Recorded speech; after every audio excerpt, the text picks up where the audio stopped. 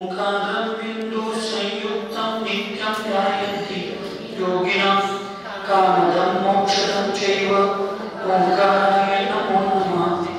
अविरल शब्दवर्णोः प्रक्षालितं सकलभूतलकलङ्का मुनिविरूपा सिद्धिका सरस्वती हरितनोदुरितम् अज्ञानतिमिरान्ध्यानां ज्ञानाञ्जनशलाकया चक्षुरुन्मीलितं तेन तस्मै श्री गुरुवे नमः। श्री परम गुरुभ्यो नमः। परंपराचार्य गुरुभ्यो नमः। सकल क्लेश विध्वंसकं श्रेयसां परिवर्धकं धर्म संबंधकं भव्य जीवमना प्रतिबोधकारकमिदं शास्त्रं श्री कर्णावयुक्ति पग्नां देवस्य मुद्गतकर्ता श्री सर्वज्ञ देवा तदुत्तरकर्ता श्री गंधर्वदेवा प्रतिगंधर्वदेवा केशा मुचुनुसारमा सत्य पूजस्वी नेमिचंद्र आचार्य विरचितम् इदं शास्त्रं श्रोतारः पावनादया शृण्वन्तु। मंगलं भगवान् वीरो मंगलं गौतमो मुनि मंगलं कुन्दराज्यो जैनधर्मोऽस्तु मंगलं सर्वमङ्गलमङ्गल्यं सर्वकल्याणकारकं प्रधानं सर्वधर्माणां जैनं जयतुशास्त्रं वन्दे विद्यासागरं वन्दे सन्मतिसागरं वन्दे चन्द्रप्रसादरं भक्त्या प्रणम्य वीरं सर्वज्ञं सर्वजं हितदक्षं करुणानुयोगदीपं कुरुते स्वान्तस्तमो विघातार्थम्। पंच परमेश्वरी भगवान की अहिंसा में विश्व धर्म की सिद्धांत शास्त्र की चारित्र चक्रवर्ती 20वीं सदी के प्रथमाचार्य शांति सागर जी महाराज की संत श्रोमणी आचार्य पूर्वक विद्यासागर जी महाराज की शांतमूर्ति वस्त्ररत्नाकराचार्य पूर्वक सरमती सागर जी महाराज की 3.9 करोड़ महामीरा की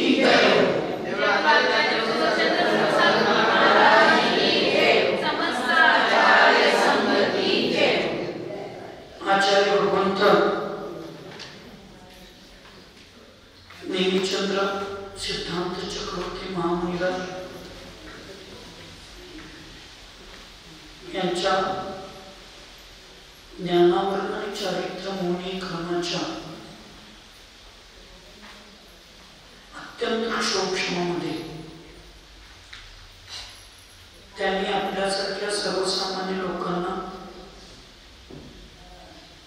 दौलादी ग्रंथाचे विषय कळावेत म्हणून कर्मकांड आणि जीवकांड लब्धिसासारखे ग्रंथांची रचना केली आणि त्यातल्या महत्त्वाच्या विषयांना घेऊन लेखकांनी कर्णावयुक्त दीपक नावाचा एक कर्णावयुक्तमध्ये प्रवेश करण्यासाठी फाउंडेशन बेस जो असतो ते तुम्हाला आम्हाला समजण्यासाठी एक अत्यंत सुंदर छोटस शास्त्राची रचना केली, संकलन केलं। त्यामध्ये आपण काल बघितलं होतो की सिद्धालय कुठं आहे आणि ते 3 लोकांच्या अग्रभागी सिद्धालय आहे। अयोगी केवली गुणस्थानामध्ये उर्वरित 85 प्रकृतीची सत्ताचा नाश करून उपांत्य फेरीमध्ये उपांत्य समयामध्ये 72 आणि अंत समयामध्ये 13 असे टोटल 85 प्रकृतीच्या सत्तेचा नाश करून तो जीव त्या ठिकाणी सिद्धालयामध्ये अ इ उ ऋ हे 5 अक्षर म्हणायला जितका वेळ लागतो तेवढ्या वेळेत परत असंख्यात भेद समयाचे आहेत। त्याच्यातल्या शेवटच्या 2 समयात 85 प्रकृतींचा नाश करून तो एक समयामध्ये 7 रज्जूवर जातो आणि तनुवात वलयापाशी जाऊन त्यांच्या आत्मप्रदेश असतात त्या मस्तिष्काचे आत्मप्रदेश तिथे जाऊन थांबतात आणि त्या सिद्धशैलीची उत्कृष्ट उंची त्या ठिकाणी 525 धनुष्य इतकं सिद्धालय असतं. अशा पद्धतीच्या भूमिकेत आपण का बघितलो. आज पासून आज आणि उद्या ऐकलाय, आज आणि उद्या थोडा विषय समजावून घ्यायला क्लिष्ट वाटेल, पण हे विषय समजावून घेतले की बऱ्यापैकी आपला पुरुषार्थ, आपलं चिंतन अंतरंगातूनच या गोष्टी समजावून घेतल्या तर समता सर्व भूतेषु संयमेषु भावना हे जे एक श्लोक आपल्या शास्त्रात आहे की सगळ्या जीवांच्या बद्दल समता भाव आणि मला माझ्यातली संयमची भूमिका कशी वाढवली पाहिजे, आपल्या परिणामांची शुद्धी कशी केली पाहिजे ह्याचा विषय आज आणि उद्या थोडं समजावून जर लक्ष देऊ. आता रोज जरा 80-85% लक्ष होतं चालत होतं, आज उद्या 2 दिवस जरा 100% लक्ष येतं जर समजावून घेण्यासाठी केला तर मग तुमचं छान मूळ ग्रंथाचा जो अर्थ आपण करावा लागलो आपल्या परिणामांच्या विशुद्धीसाठी तो आपल्याला लक्षात येईल. आजचा प्रश्न आहे मोहनीय कर्म की अपेक्षा प्रत्येक गुणस्थान में कौन कौन से भाव पाए जाते हैं? उत्तर दर्शन मोहनीय कर्म की अपेक्षा प्रथम गुणस्थान में औदयिक भाव, द्वितीय गुणस्थान में पारिणामिक भाव, तृतीय गुणस्थान में क्षयोक्षमिक भाव और चतुर्थ गुणस्थान में औक्षमिक, क्षयोक्षमिक तीनों ही भाव पाए जाते हैं. पहिल्यांदा आपल्याला काय समजून घेतलं पाहिजे, भाव किती आहेत हे समजून घेतलं पाहिजे. भाव 53 आहे. किती भाव आहेत? 53. मुख्य त्याचे 5 आहेत. औक्षमिक, शाही म्हणा, औक्षमिक, शाही, क्षयोक्षमिक, औदयिक आणि पारिणामिक. औक्षमिकचे 2 भेद आहेत म्हणा. औक्षमिक सम्यक्त्व, औक्षमिक चारित्र. शाहीचे 9 भेद आहेत. शाही ज्ञान, शाही दर्शन, शाही चारित्र, शाही सम्यक्त्व, शाही दान, शाही लाभ, शाही भोग, शाही उपभोग आणि शाही वीर्य. क्षयोक्षमिकचे 18 भेद आहेत. क्षयोक्षमिक मतिज्ञान, आता क्षयोक्षमिक म्हणायची आवश्यकता, श्रुतज्ञान, अवधिज्ञान, मनप्रज्ञान. क्षयोक्षमिक कुमतिज्ञान, कुश्रुतज्ञान, कुअवधिज्ञान. क्षयोक्षमिक चक्षुदर्शन, क्षयोक्षमिक अचक्षुदर्शन, अवधिदर्शन. क्षयोक्षमिक सम्यक्त्व, क्षयोक्षमिक चारित्र, संयम, दान, लाभ, भोग, उपभोग, वीर्य. शाही मध्ये कोण असतं तरी शाही मध्ये परिपूर्ण असतात, क्षयोक्षमिक मध्ये तरतमता असते. औदयिकचे 21 भाव आहेत. क्रोध, मान, माया, लोभ, अज्ञान, देवगती, मनुष्यगती,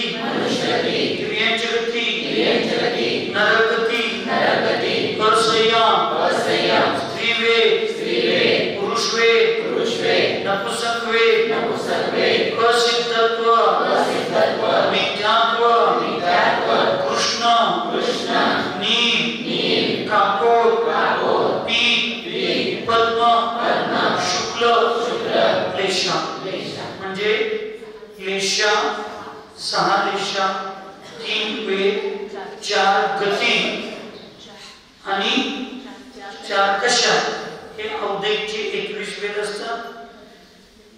शैवक्षमिक 9 लब्धी जे असतात ते 9.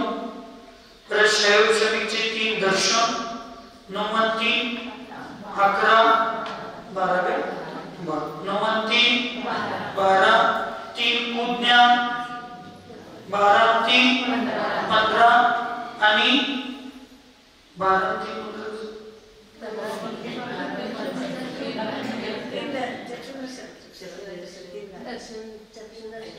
चक्षुदर्शन, चक्षुदर्शन, अवधिदर्शन 3.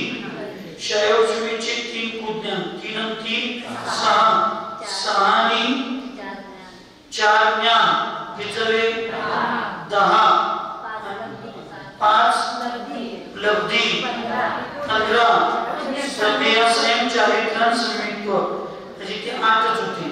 9 म्हणजे म्हणून ते वाढलं 18 झालं. आणि शाही भावामध्ये 5 लब्धी आणि 4 आपले दर्शन, ज्ञान, चारित्र्य आणि सम्यक्त्व. परत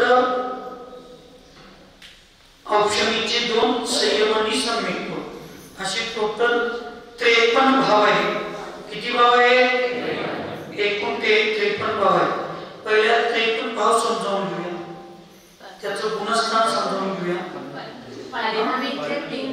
पारिणामिकचे 3 जीवत्व, भव्यत्व आणि अभव्यत्व, असे 3, असं 53 भाव आहे. त्याचे पहिला एक एक विषय घेऊन गुणस्थान पहिला समजावून घेऊया. ते तुमच्याकडे असणाऱ्या पुस्तकात नाही, ते समजावून घ्यायला पाहिजे किंवा लिहून घ्यायला पाहिजे. लक्षात? हा, तर पहिला आहे ते औक्षमिक भाव. कुठले भाव म्हणा? औक्षमिक भाव. 2 आहे औक्षमिक सम्यक्त्व, आणि औक्षमिक चारित्र्य. औक्षमिक सम्यक्त्वाचं गुणस्थान 4 ते 11. किती आहे? 4 ते 11. आणि औक्षमिक चारित्र्याचं गुणस्थान 11. एका आचार्याच्या अपेक्षित आपण व्यवस्थित परत त्याच्यात खिचडी नको, 8 ते 11 ते बोलू. ज्या आचार्याच्या मत 11व्या गुणस्थानात पूर्ण औक्षमिक चारित्र्य आहे, तो 11वा एक गुणस्थान तिथं घेऊया. पान नंबर 67 वर आहे, त्या कर्म 148 कर्मकृती पुस्तकामध्ये. आणि त्याचबरोबर औक्षमिक सम्यक्त्व मग किती झालं? 4 ते 11 गुणस्थान. औक्षमिक सम्यक्त्व 4 ते 11, औक्षमिक सम्यक्त्व 4 ते 11, औक्षमिक चारित्र्य 11, औक्षमिक चारित्र्य 11. त्यामुळे इथं आपण समजून घ्यायचं की आता जो प्रश्न केला त्यात आता औक्षमिक भाव कुठं असणार आहे? 4थ्या गुणस्थानाच्या पुढं.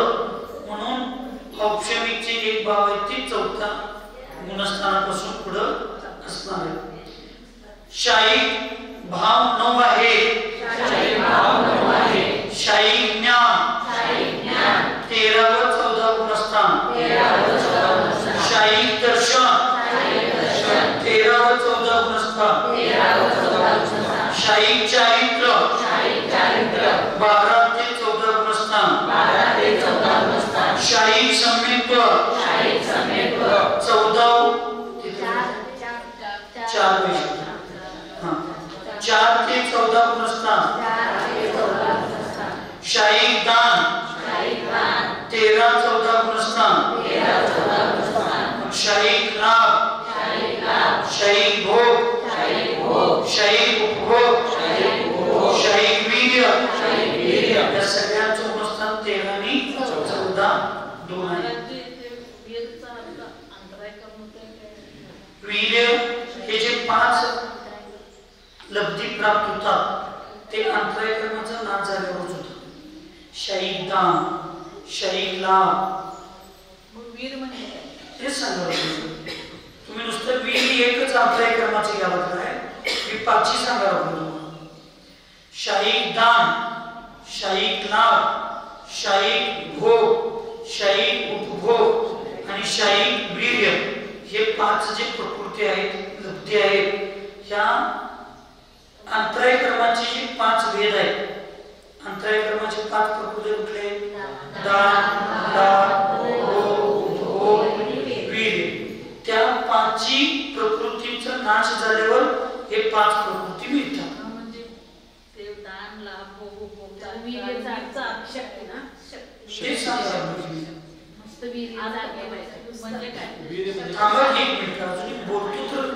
अजून मी सांगायच्या अजून पूर्वी ठरवायची परिस्थिती चालली पंचायत आणि तुम्ही अजून पसंत आहे की नाही चोर किती घालणार आणि बागड्या किती घालणार पहिला गुणच सांगतो आणि मग तुम्हाला त्या प्रत्येकाचं एक एक व्याख्या त्याचा अर्थ समजावून सांगतो. औपचारिक समीप म्हणजे आपण पूर्वी बघितलोय तरी आम्ही सांगतो शाहीक दर्शन सॉरी एक मिनिट बिन बोलता बसा रोज सांगायला कोणी नाही तर तुम्ही सरळ 5 वाजता येत जाऊ. एक तर उशीर नाही त्या सगळ्यांना डिस्टर्ब करत बसतात. परत ही गोष्ट सांगायला कोणी नाही तर तुम्ही येत जाऊ नका नंतर येत जाऊ. हा त्यामध्ये शाही आता दर्शन मुनीच्या प्रकृती किती 7 3 आहे. मिथ्यात्व, सम्यक मिथ्यात्व आणि सम्यक प्रकृती 3. अनंतानुबंधी चारित्र मुनीचे किती अनंतानुबंधी क्रोध मान माया लोभ पुढचे आहेतच पण मुख्य सम्यकत्वाला धरून 7 प्रकृती. मिथ्यात्व, सम्यक मिथ्यात्व, सम्यक प्रकृती, अनंतानुबंधी क्रोध मान माया आणि लोभ 7. ह्या 7 प्रकृती अनादि मिथ्या दृष्टी जीव, अनादि मिथ्या दृष्टी जीव ज्या वेळेला पहिल्यांदा सम्यक प्राप्त करत असतो त्यावेळी ह्या 7 प्रकृतींचा उपशम होतो. उपशम करतो म्हणजे काय करतो? दबवतो. आणि ते दबून जे सम्यक प्राप्त होतं त्याला प्रथम उपशम सम्यक असं म्हणतात.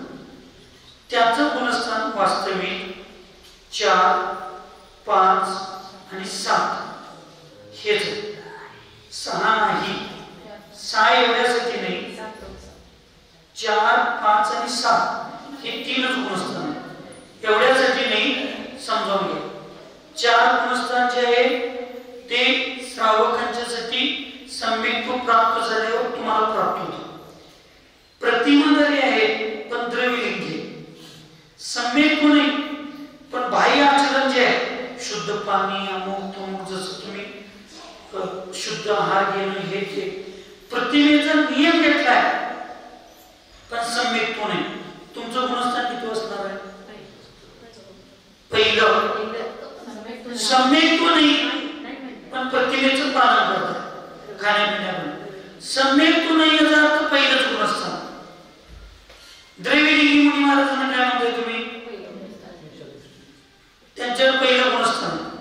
द्रविडिंगी मुनी महाराजांचं पहिलं गुणस्थान असेल तर द्रविडिंगी प्रतिमाधारींचं म्हणजे महाराजांना तेवढं पहिलं करावं आणि तुम्ही निवांत छत्रपती आणि तुम्ही 5व्यातच राहा मिथ्यात्वही चांगलं काढलंय की खेळ सगळं तुम्ही. त्यांचं पण गुणस्थान कुठलं असणार आहे? पहिलं. अशा द्रव्यलिंगी प्रतिमाधारी जो जीव त्याला जर सम्यक प्राप्त झाला तर तो डायरेक्ट कुठे जाणार? 5व्यात जाणार. तो 4थ्यात जाणार नाही. द्रव्यलिंगी मुनी महाराज आहेत त्यांचं गुणस्थान किती आहे? पहिलं. आता लिंग तर द्रव्य त्यांच्याकडे आहेच बाह्य. आता असा जो सम्यकत्वाला प्राप्त करतो त्याची विशुद्धी एवढी असते तो डायरेक्ट 7व्या गुणस्थानात जातो. कुठल्या गुणस्थानात जातो? डायरेक्ट 7व्या गुणस्थानात. तुमच्या दृष्टीने डायरेक्ट कुठे जाणार? 7व्या जाणार. का म्हणणार? द्रव्य सुख तर त्याच्याकडे आहे. आता नुसता सम्यकत्वाची प्राप्ती झाली तर तो डायरेक्ट 7व्यात गेल्यानंतर तो अंतर्मुक्तानं 6व्यात येऊ शकतो. येणारच आहे 6 7 6 7 त्याला करायलाच पाहिजे. पर्याय नाही. तो 7व्या स्थिर राहणार नाही. तो खाली येणार पण जाताना पहिली उडी त्याची कुठे असणार आहे? 7व्या. म्हणून अरे समाजाची वेळ नव्हे म्हणून तो मिथ्यात्वातनं उपशम सम्यक प्राप्त झाली की झालं तर सहावं असेल तर चौथ्या त्याला घेऊन जाऊ मग तो शायोपशमिक सम्यक दृष्टी जीव उपशम श्रेणी चढणार आहे मग तो उपशम श्रेणी चढणारा जीव त्याला कुठलं सम्यक प्राप्त होऊन घ्यायला पाहिजे एक तर शाही करून घ्यायला पाहिजे नाहीतर एक तर द्वितीय उपशम करून घ्यायला पाहिजे मग तो द्वितीय उपशम सम्यक दृष्टी जीव श्रेणी चढताना 11व्या गुणस्थानापर्यंत जातो मग त्याचं गुणस्थान 7 ते 8 ते 11 झालं हे प्रथम उपशमचं 1 तर 7 आहेत 11 आता हे उतरताना 4 पर्यंत येऊ शकतो म्हणून उतरतीच्या अपेक्षेनं त्याच्याकडे सम्यक्त्व असणार आहे की नाही उपशम सम्यक्त्व असणार आहे की नाही म्हणून उतरतीच्या अपेक्षेनं 6वं गुणस्थान घ्यायचं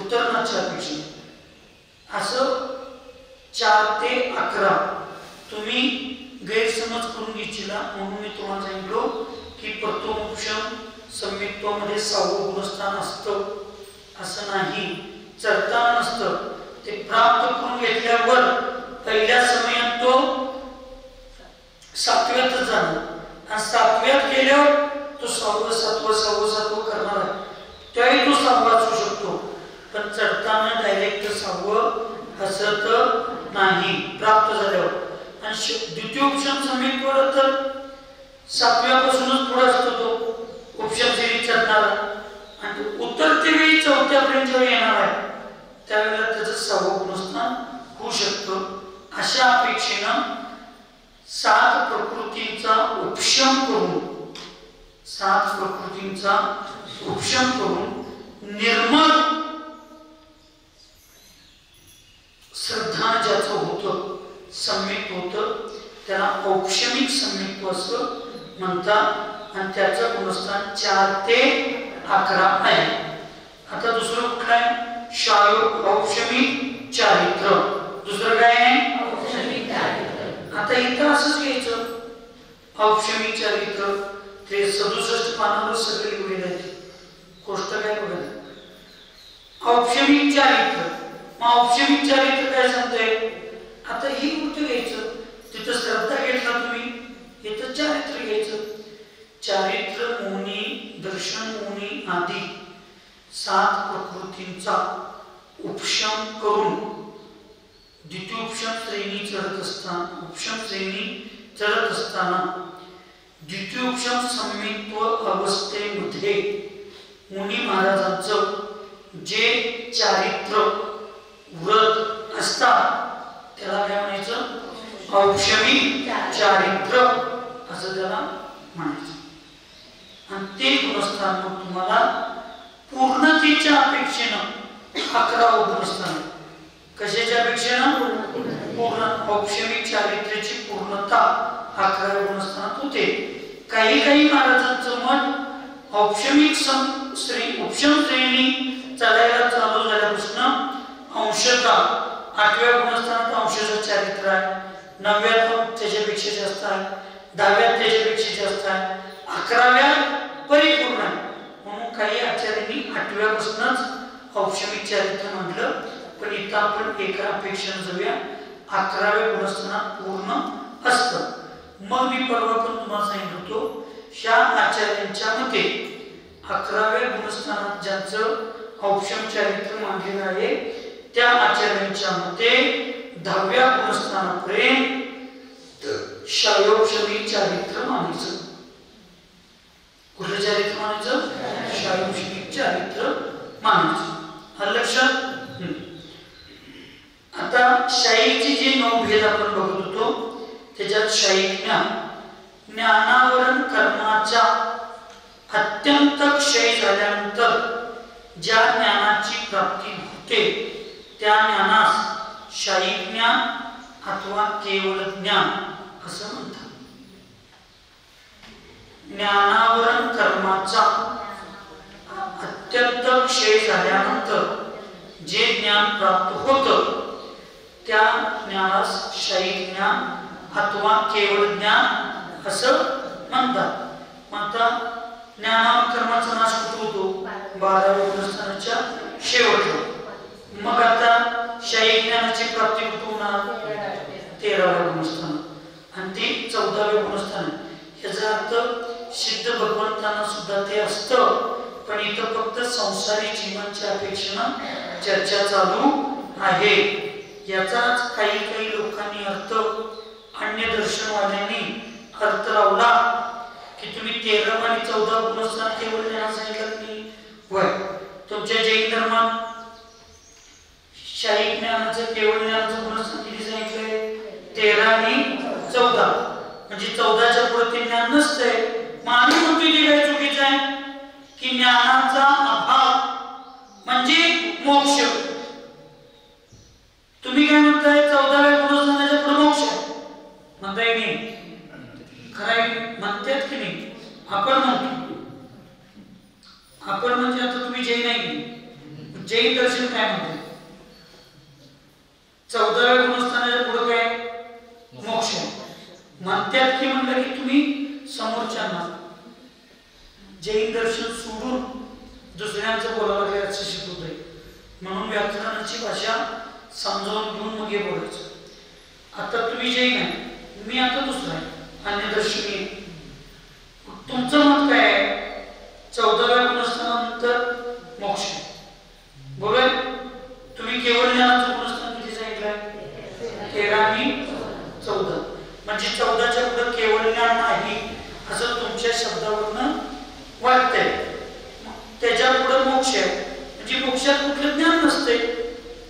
मग आम्ही ते सांगतोय की ज्ञानाचा अभाव म्हणजे मोक्ष. मग तुमच्यात आणि आमच्यात बदल काय? म्हणून मी मुद्दाम विश्लेषण करतोय. हे संसारी जीवांच्या अपेक्षेनं चालू आहे. सिद्ध भगवंतांच्या मध्ये नियमानं ह्या 9 लब्धी, शाही ज्ञान, शाही दर्शन, शाही सम्यक्त्व, शाही चारित्र, दान, लाभ, भोग, उपभोग, वीर्य आणि जीवत्व भाव. सिद्ध अवस्थेमध्ये हे 9 भाव, 10 भाव आहेत. त्यामुळं आपल्याला कोणतं तुम्हाला असं उद्या एकदम बोलले, तुम्ही कन्फ्युजन होऊ नये म्हणून तुम्हाला सांगितलं. हे संसारी जीवांची अपेक्षा सांगितलं. म्हणून ज्ञानावरण कर्माचा अत्यंत क्षय झाल्यानंतर ज्या ज्ञानाची प्राप्ती होते त्याला शाही ज्ञान अथवा केवळ ज्ञान म्हणतात. ह्या ज्ञानामध्ये कमतरता नसते. क्षय नुसतं म्हणलो मी. आता तुमच्या पण ज्ञानावरून कर्माचा क्षय चालू आहे, पण तुमचा थोडा चालू आहे, माझा थोडा चालू आहे.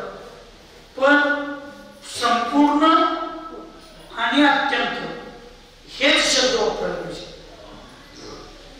नुसता ज्ञानावरून कर्माचा क्षय म्हटलं तर आता सध्या तुम्ही पण आणि मी पण अपेक्षाकृत ज्ञानावरून कर्माचा क्षय स्वाध्याय करत असताना होतच असतो.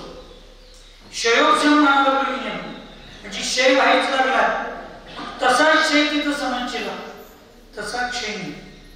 मी कर्ज भरून आलो, तुम्ही हप्ता भरला काय, सगळं कर्ज भरला, हे जर समोरच्याला कळायचं असेल तर तुम्ही काय म्हणायला पाहिजे? तुम्ही नुसताच टेम्पररी म्हटला कर्ज भरून आलो. मग कर्ज भरून आलो म्हणजे तुम्ही सगळं कर्ज भरला असा माझा अर्थ होणार आहे. आणि मग तुम्हाला परत महिन्यानं विचारलं नाही हप्ता भरून आलो, अरे इच्छा माझा गैरसमज झाला, मला वाटलं तू सगळंच कर्ज भरून आलो. तसं मी नुसता क्षय म्हणलो तर तुम्ही काय, आमचं पण आता क्षय चालूच आहे. अत्यंत क्षय म्हणजे शेवटचा क्षय किंवा संपूर्ण क्षय ज्या वेळेला होतो त्यावेळी या ज्ञानाची प्राप्ती होते. आणि हे ज्ञान कमी पण होत नाही, वाढायचा विषयच नाही.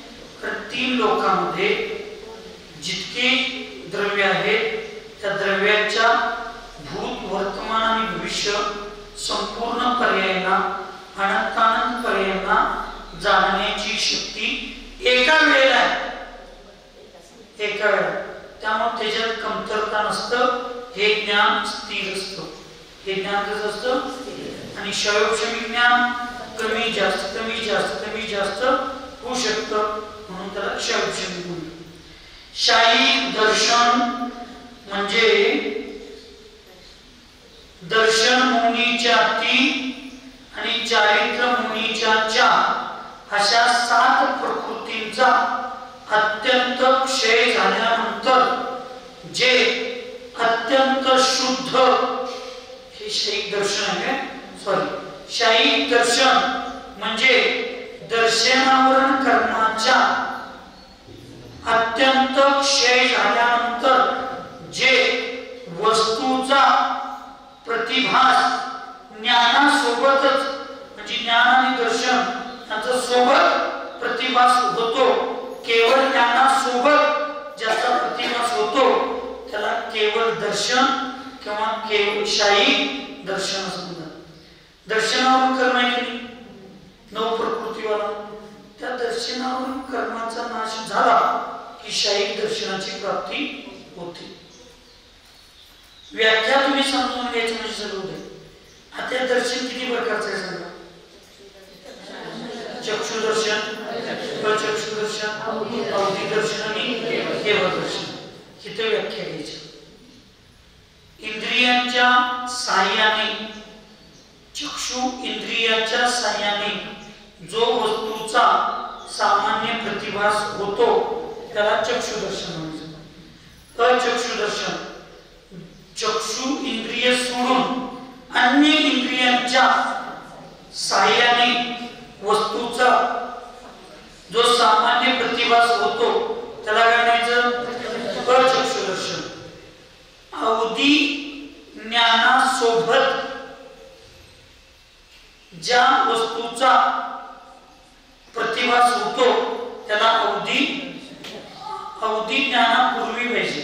काय सोबत येते नाही? अवधी ज्ञानापूर्वी.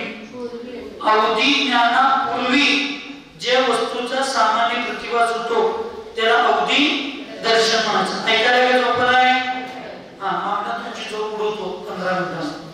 एक विशेष हे एवढं महत्वाचं आहे ना, इथं आपले परिणाम असतील होते असल्यास जर तुम्ही चिंतनात बुद्धी घातला, सामायिक मध्ये वगैरे शेजात जर एकदा आपलं मन लागलं, बुद्धी लागली, विमान कोसळलेलं पण लक्षात येत नाही आणि बॉम्ब झाल्यावर पण कळत नाही, भूकंप झाल्यावर पण कळत नाही. एवढे विषय आनंद घेण्यासाठी आणि स्वतःला स्थिर करण्यासाठी.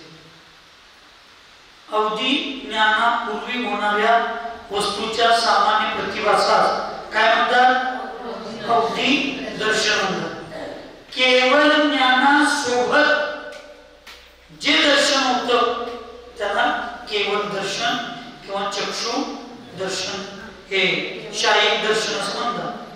तुम्हाला पुढे येणार आहे ज्ञानावरून कर्म आणि दर्शनावरून कर्म हे देशभूषण कुलभूषण भगवंतांच्या काय सांगितलं मी? देशभूषण कुलभूषण भगवंतांच्या जन्मली संकट, शिकायला गेली संकट, भांडली संकट, दीक्षा घेतली संकट, केवळ ज्ञानाची प्राप्ती झाली तोपर्यंत संकट आणि मोक्ष पण केलं संकट. निश्चयानं समयाचा भेद असू शकतो पण एक आपल्या व्यवहारात समजलं. तसं ज्ञानावरून कर्माच्या बंधाची कारणे, दर्शनावरून कर्माची बंधाची कारणे दोन्ही एकच आहेत.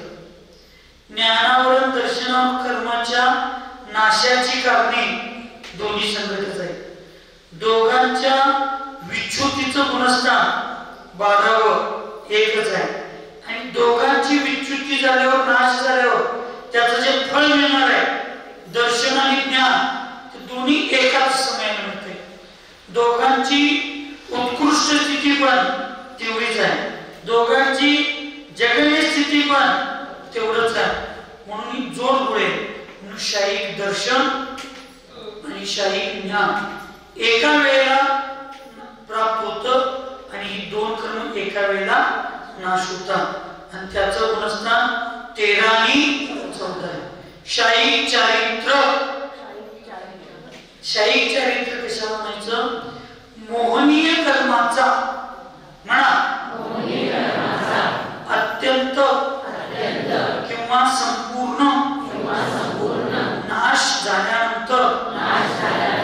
क्षय झाल्यानंतर ज्या चारित्र्याची प्राप्ती होते त्याला शाही चारित्र्य म्हणतात.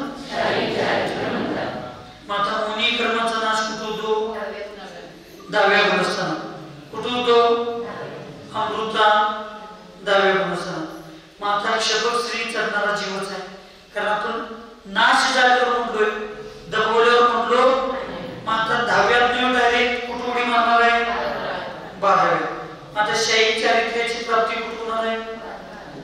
ऐकत नाही, 12व्या मध्ये होणार. पण आता इथं सगळ्यात मोठी गेम तुम्हाला सांगतो.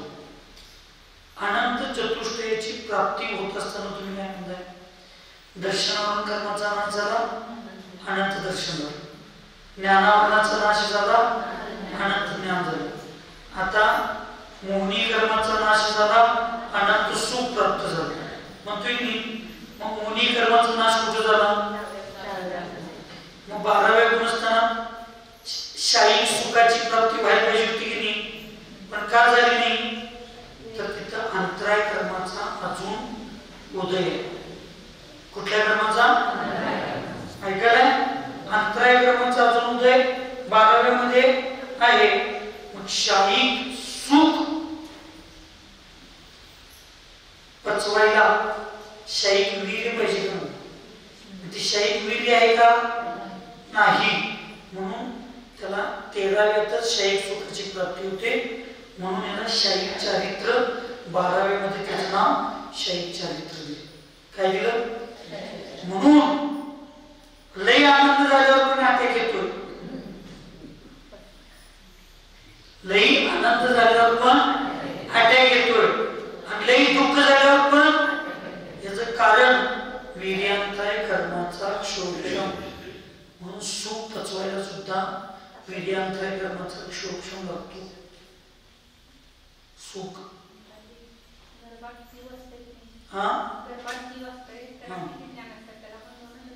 मती स्रोत ते वर्तमानाच्या अपेक्षेनं कुमती कुसृत. कारण नियमानं जन्मताना तो मिथ्यादृष्टी असणार आहे. त्यामुळे पंचमकारात जन्मणारा जीव मिथ्यात्व सहित जन्मतो. त्यामुळे गर्भामध्ये असताना सुद्धा मती, कुमती आणि कुसृत हे दोन नाम त्याला असतात. म्हणून ज्याच्याकडे हे आध्यात्मिक ज्ञान आहे, धार्मिक ज्ञान आहे, कर्म सिद्धांताचं ज्ञान आहे, त्याला लई सुख आल्यावर पण त्याच्या चेहऱ्यावर असा वेगळा काय आनंद होत नाही. आणि किती मोठं संकट आलं तर त्याच्या चेहऱ्यावर अति दुःख होत नाही. तुम्ही दादांना कधी असं लई जोरात हसलेलं कधी बघितलं? दादांना तर लई दुःखी म्हणून असं कुठं तर मुरगुरून बसलेलं कधी बघितलं? एखादे महाराज एकदा मला धरून एखादी गोष्ट ऐकलं की आनंद दिले होता, एखादी गोष्ट ऐकली की फार दुःखी होता. बघा दादांना त्यांच्या आयुष्यात अत्यंत दुःखी आणि अत्यंत असं आनंदी मी तर बघितलं नाही माझ्या जीवनात. जेवढे दिवस आम्ही बघितलं होतं का त्यांना माहित होतं यह भी चला जाएगा. हे आनंद पण स्थिर नाही आणि दुःख पण. सकाळी उगवलेला सूर्य आनंद देतो म्हणून तर आम्ही रोज पेढ वाटतोय. हे सूर्य उगवला पेढ खावा, सूर्य उगवला पेढ खावा. संध्याकाळी रोज सूर्य मावळतो, मग रोज रडताय का? रोजच आहे. तसं माझ्या कर्माच्या उदयात, पुण्य कर्माचा उदयाला की आनंद येतो, पाप कर्माचा उदयाला की दुःख येतं. हे सुख दुःखाचा खेळ माझा रोजच चालणार आहे. सावली येणार जाणार रोज येणार आहे. कधी सावली तोंडापुढे असणार आहे, कधी पाठीकडे असणार आहे, कधी पायात असणार आहे. सूर्याचा जसा प्रभाव होईल तसं माझ्या सावलीवर प्रभाव पडतो. तसं माझ्या कर्माचा जसा प्रभाव उदयात येईल तसं मला सुख दुःख होतं. लई सुखाचा अहंकार करायचं नाही, ते पण जाणार आहे. लई दुःखामध्ये त्रास करून घ्यायचं नाही, ते पण जाणार आहे. हे सगळ्यात मोठं फलितार्थ हे कर्मकांडात समजलेलं असते. सुखामध्ये मस्तीला येऊन देत नाही आणि दुःखामध्ये संकटामध्ये त्रास करून देत नाही. असं एकमेव अनुयोगाचा जर आनंद घ्यायचा असेल तर तो कर्मानुयोग. लगेच सांगते अरे भरत चक्रवर्ती सुद्धा गेला नाही का, तू कुठला, आता तुला जरा पैसे आहेत का बस. बरोबर. लई त्रास झाला तर अरे सनत कुमार मुनी महाराजांच्या सारखा रोगी सुद्धा मोक्षाला गेला, तुझं कशाचा रोग आहे. बरोबर आहे. कर्म सिद्धांत लगेच आम्हाला स्थिर करण्यासाठी निमित्त होता, म्हणून कर्म सिद्धांत समजावून घेणं गरजेचं आहे. म्हणून या ठिकाणी सांगितलं शाईक दर्शन. लक्षात आलं. दर्शन कर्म शाईक चारित्र्य झालं. शाईक सम्यक तो 7 प्रकृतींचा ज्यावेळी क्षय होतो, मिथ्यात्व, सम्यक मिथ्यात्व, सम्यक प्रकृती, अनंतानुबंधी क्रोध, मान, मायाने, या 7 प्रकृतींचा ज्यावेळी क्षय होतो त्यावेळेला शाईक सम्यकत्वाची प्राप्ती होते आणि त्याचं गुणस्थान 4थ्या पासून 14व्या पर्यंत आहे. कुठं आहे? 4थ्या पासून. हे एवढं एकच सिद्धांत जर आमच्यातल्या ठराविक लोकांनी लक्षात घेतलं की सम्यक्त्वाबरोबर ज्ञान असते आणि ज्ञानाबरोबर चारित्र्य असतंच असतंय असं म्हणणाऱ्या लोकांनी, असते म्हणून तुम्ही लगेच फिक्स करू नका, असं म्हणणाऱ्या लोकांनी हे समजून घ्यायला पाहिजे सम्यक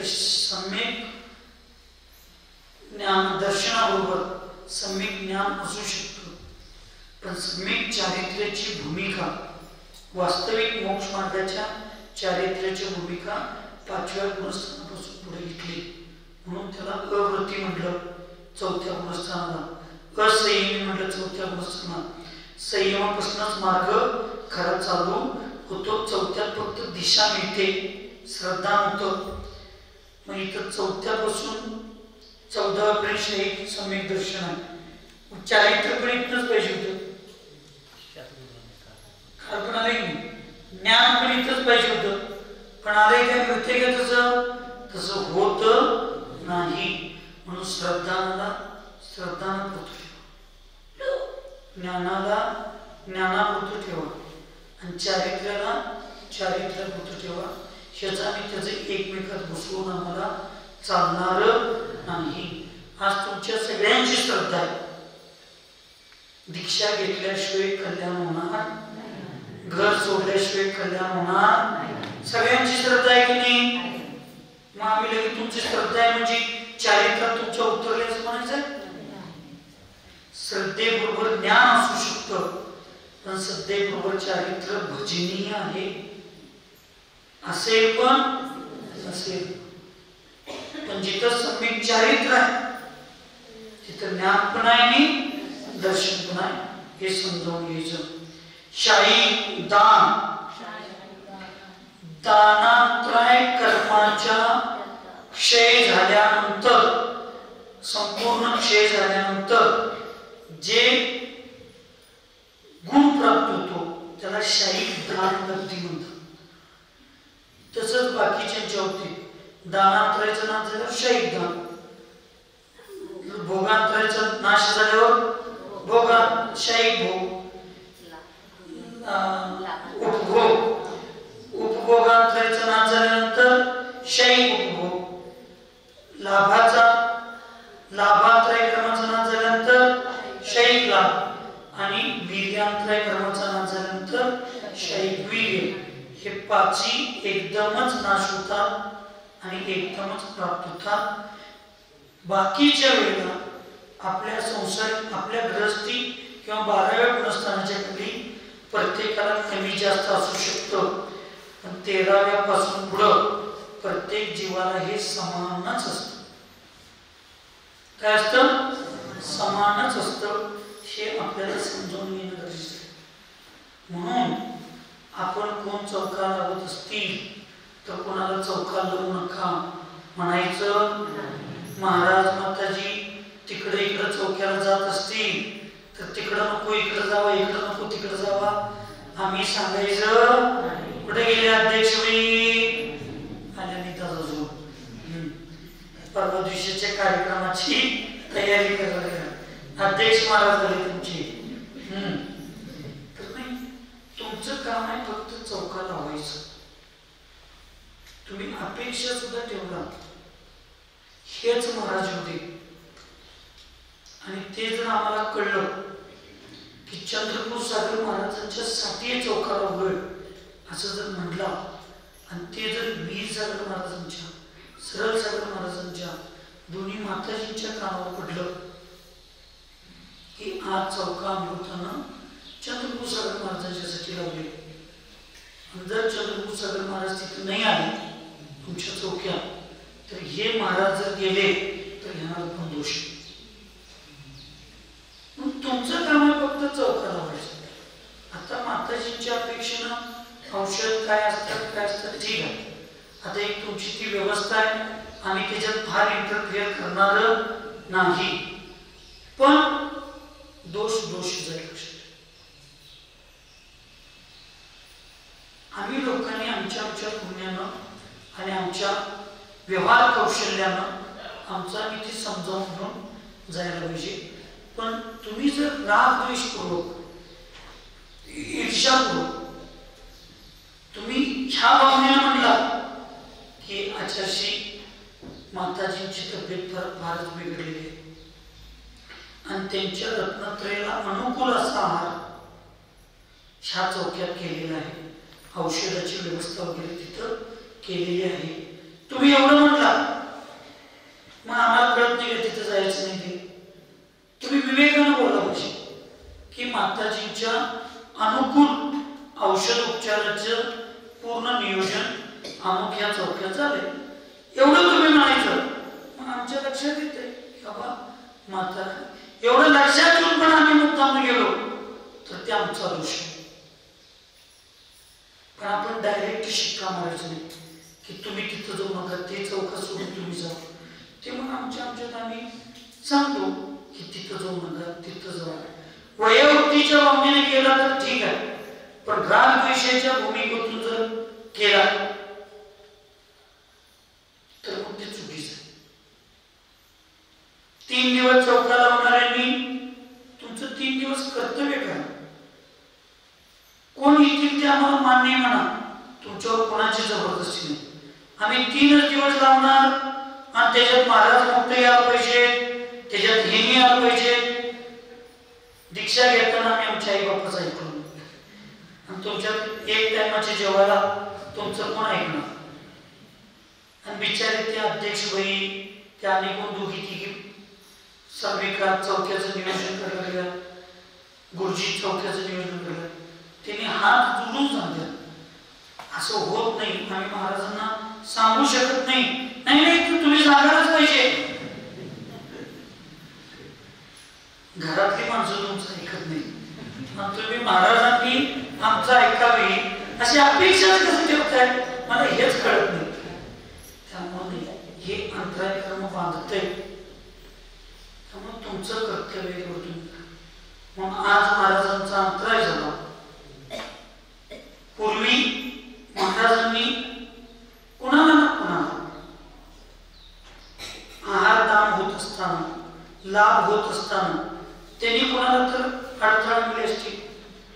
ज्या चौक्यामध्ये अंतराय झाला त्यांनी पूर्वी दान देण्यामध्ये कोणाला तर अडथळा आणला असती.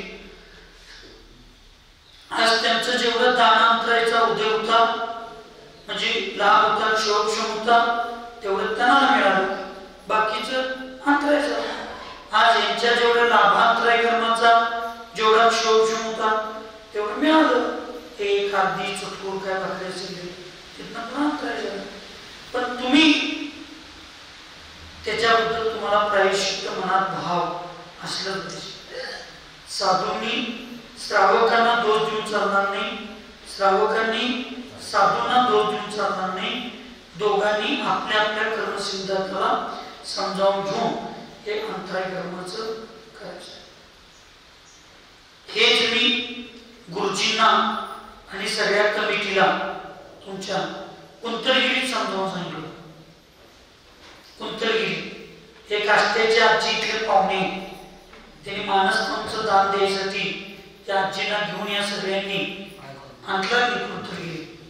आणि त्या आजींची लई इच्छा होती मानस्तंभ द्यायची, पण इथल्या गावातल्या व्यक्तींना त्या आजीत काही कोण आहे त्यांना तो मानस्तंभ दिला. त्या आजींची इच्छा होती मला मानस्तंभासाठी पैसे खर्चायचे.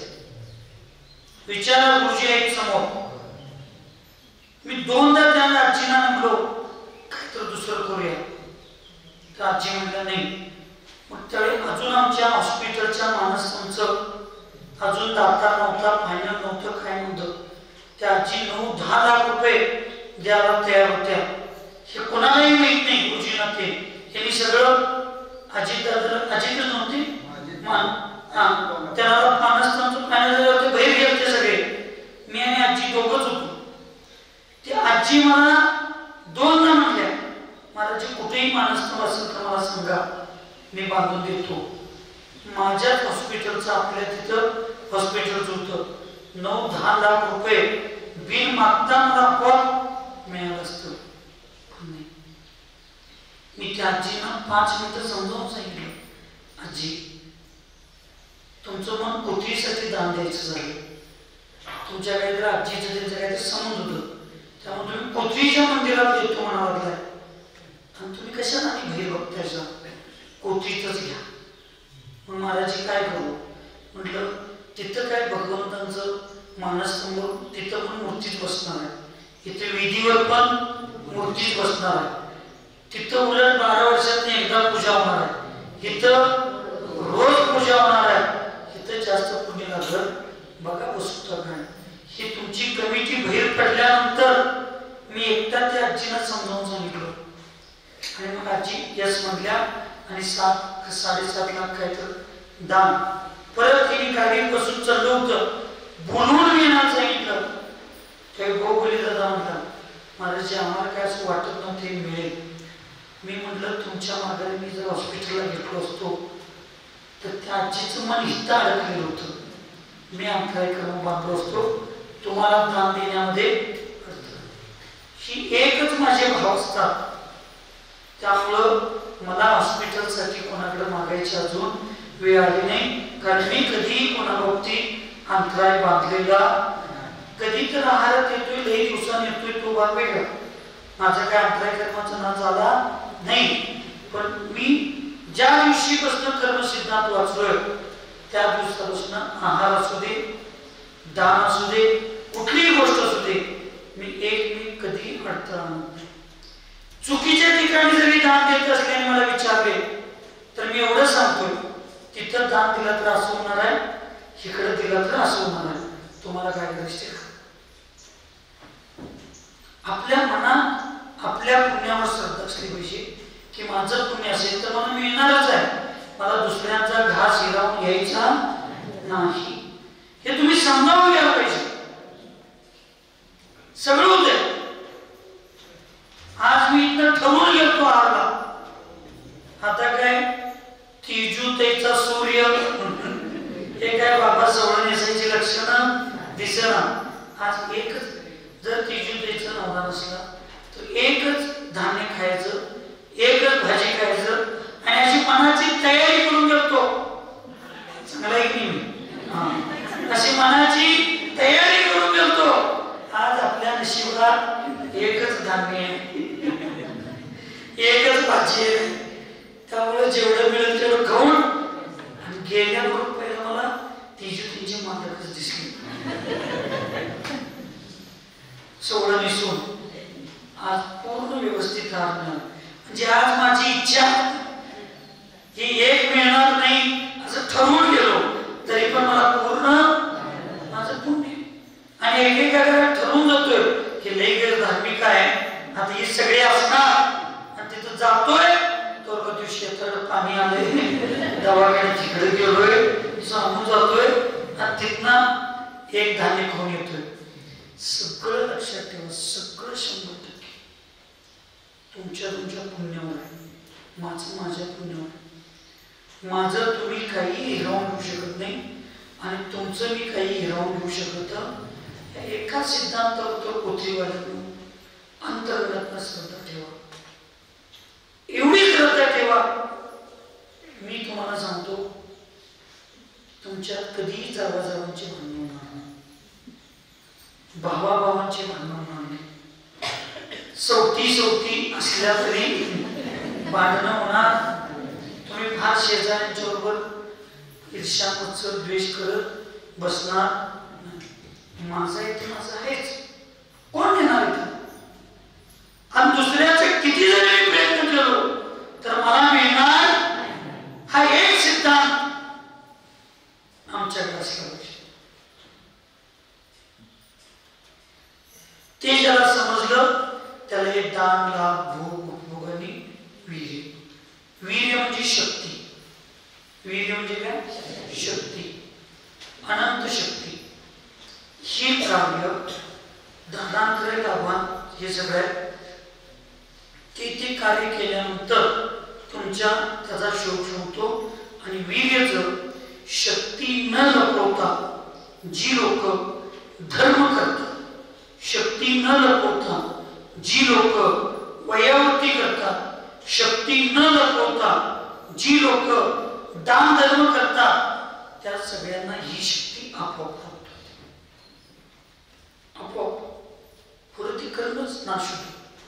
म्हणून वीर्य म्हणजे शक्ती, धैर्य, धाडस, सहनशीलता, काही नाव होतो.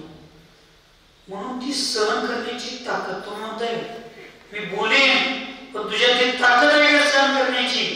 ती ताकद म्हणजे वीर्य. ताकद म्हणजे काय? वीर्य. आणि ते अंतराय कर्मातील वीर्यांतराय कर्माचा क्षय झाल्यानंतर प्राप्त होते. आणि हे अजून प्राप्त झालेलं नसतं. म्हणून मोहनी कर्माचा नाश 12व्या गुणस्थानात जरी झाला, 10व्या गुणस्थानात जरी झाला, तर 12व्या गुणस्थानात शाही सुख प्राप्त होत नाही, अनंत सुखाची प्राप्ती होत नाही. त्या अनंत सुखाची प्राप्ती अंतराय कर्माचा नाश झाल्यावर 12व्या गुणस्थानात वास्तविक 3 कर्मांचा नाश होतो. दर्शनावरण, ज्ञानावरण आणि अंतराय 3 कर्मांचा नाश होतो. पण 13व्याच्या पहिल्या समयात 4 गुण प्राप्त होतात. कुठली? अनंत दर्शन, अनंत सुख, ज्ञान आणि वीर्य. तर ते सुख हे मोहनी कर्माचा नाश झालेलाच असतो. शक्ती प्राप्त झाली ते आपाप त्याच्याला प्राप्त होतं. असे समजावून घ्यायचं आहे. असं आज आपल्याला शाहीक आणि औपशमिक पर्यंत आपण समजावून घेतलेलं आहे. आता उद्याच्या स्वाध्यायामध्ये आपल्याला शायोपशमिक समजावून घ्यायचं आहे. सुखी रहे सब जीव जगत में, कोई कभी न घबरावे, वैर पाप अभिमान छोड़ जग, नित्य नहीं उतर गावे. ओम नमः सबको क्षमा.